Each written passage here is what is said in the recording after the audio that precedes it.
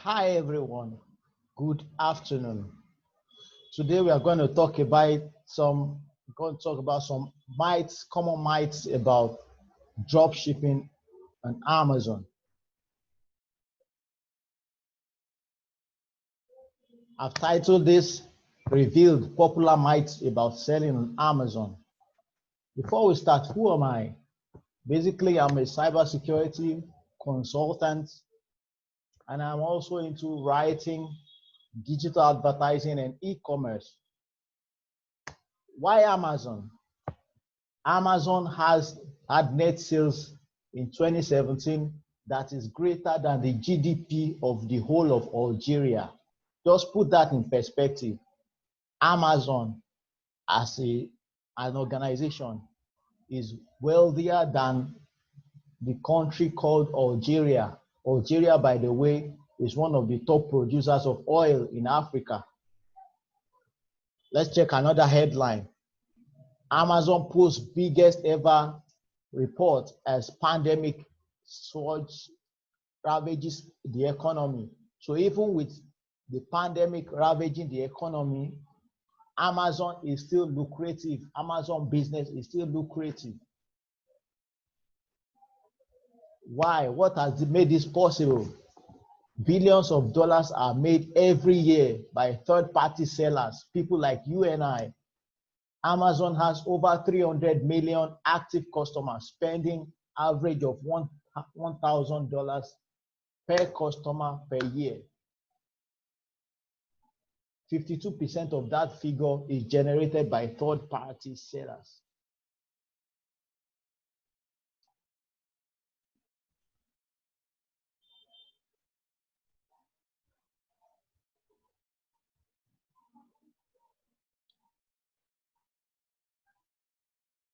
Meaning that a lot of those products we buy on Amazon are actually provided by third-party sellers. Amazon just does the fulfillment on a number of cases. We'll talk about that. We have the FBA and FBM, that's those doing fulfilled by Amazon or fulfilled by merchants. Selling on Amazon can be a profitable venture. It's amazing. It's mind-blowing. It's awesome. Billions of dollars are made by third-party sellers. There is a low startup cost. Some businesses take thousands of dollars to get started, and even at that, you're not expecting to make profit in the first 3 months. Which business will you start and start making profit in the first 3 months? Most times you need to have some period for the business to take off and for you to grow it before you can break even, not to talk of making profit. But with Amazon, you can make profit margin of over 10%, sometimes getting to 30% profit margin.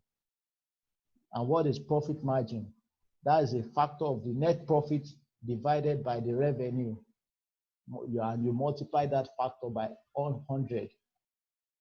So let's say, for instance, you have a net profit of 100, a net profit of 11.03, and you have the costs is 39. So the profit margin you are having is 27%. So you can have as much as that, even more, depending on where you source your supplies. And also we are going to talk about suppliers, because those are some of the things, the key areas where some people, some sellers, some store owners, some sellers get it wrong. I said store owners, pardon me. Store owners is Shopify. Yeah, pardon me. And Etsy. Okay. Not an Amazon business. You get started with very little cash upfront and you save time because you have thousands of potential customers already on Amazon. It's convenient. You don't need to open a site again. You don't need to have the headache of looking for customers, have the headache of directing traffic to a website, doing audiences, and the rest of that. No, you don't need to. But you could anyway. You could do PPC. Yes. Maybe, for instance, because everyone is competing for the buy box. So in case you are not able to get the buy box on time, after 1 or 2 weeks you are not selling, you can also do PPC. But if you are able to do search engine optimization, if you do optimization during you are listing your product, very quickly you'll be able to get the buy box position. All right. So finding a product to sell on Amazon. Before we go to that, well, let's touch a little about sourcing, best practices in sourcing. So one of the best practices is to use established suppliers. You don't want to get your customers calling you your customers, giving you bad rating, or because you have promised to send them their products within 5 days, and 5 days is getting to 2 weeks, 3 months, no supplies. The health of that account is in danger. Secure payment systems. Start with small quantities. Be professional with customers. Follow instructions for ordering and communicating. Read everything. Take note, pay attention to details. Don't ask questions that are already answered when you're sourcing for products, when you're communicating with sellers, with suppliers.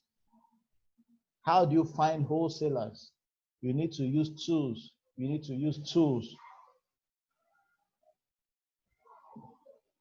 Use Google tools. Use Microsoft Excel. Use online Word. Use online Excel. Organize your inventory, organize yourself. Have a column for URL, have a column for the wholesaler, contact email, contact phone number, and the products, whether you've applied for them, yes or no. Then you have a column for remarks. You need to take inventory of these things. You need to take note of them. Pay attention to the details. So let's talk about profit margin. So what do you consider profit margin? When you talk about gross profit is your selling price minus cost price, meaning you take away the cost of the product from the selling price. However, net profit is selling price minus cost price plus all the costs you incurred while in the process of selling the product. So there are some other costs, for instance, shipping, FBA fees, packaging fees, miscellaneous costs. You need to factor those in, because many people talk about sales. I have a high sales volume this month. However, you have not factored the costs that you've incurred while getting the products. What are the shipping costs? What are the FBA fees? What are the packaging fees? How long did the product stay how long did it stay before being collected? These are some of the things, because there are fees being charged by Amazon. Also, let's talk about winning the buy box. How do you win the buy box? There is a 90-day rule for new sellers. There's a 90-day rule for new sellers. FBM sellers, they can get the buy box automatically. They are automatically eligible for the buy box. Whereas for FBM, you are not automatically eligible. You need to have a proven sales history for 90 days as an FBM seller. Also, you need to have low order defect rates. Also, you need to have a good account metrics, good account health. So what are the factors that make you win the buy box? Because everyone is struggling to win the buy box. The first thing is the price. What's the price? The next thing is either you are FBA or FBM. Of course, FBA have preference. The next thing is inventory levels.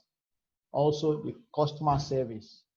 So when you're doing well as a seller and you are getting high ratings, yeah, you're good to go. Also, you need to promote your product. You need to have keywords in place. When you are listing your product, you need to have search for keywords and use high performing keywords that have good volume. There are some free Amazon keyword tools. There's Scientific Seller, and there are paid tools. You have Helium 10. You have Scout. Is it Super Scout or one of those? I mean, you have different tools, but Helium 10 is one of the most widely used. So the first thing is, in finding a product to sell, you need to choose a niche. You need to choose a category. When starting out, not all the categories are available for new sellers. So you need to get that. Also, you need to find suppliers. We've spoken about suppliers, and then you need to get products. Look at the price, look on Amazon, look at the price they are selling. Go to your supplier's website, look at the price of the product, then see if you are able to see the profit margin, calculate your profit margin. When you have, make sure that you have profit margin of above 10%. So that in that way, you in any eventuality, you won't be making losses, and you are able to better calculate your profits and all of that. Search for good keywords and make sure you have good volume. That's when you are listing your products. So I want to call it a wrap there for today. In subsequent sessions, we will be going deeper and we'll be touching on other points. We got drop shipping on Amazon. Also, you have Shopify and eBay. So we'll likely touch on that also. And yes, I have a course. I'll tell you about the course as time goes on. I'll tell you about the course I'm promoting for Amazon.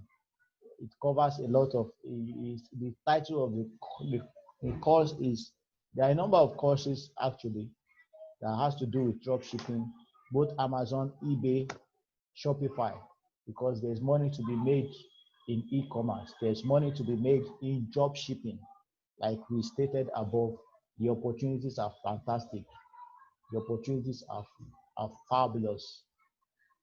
Over $200 million. Over 300 million active customers on Amazon, making an average of $100,000 per year. And 52% of that is third-party sellers. So why don't you play in that 52%? You know what that means. Let's call it a wrap here. We'll see again some other time. Thank you very much.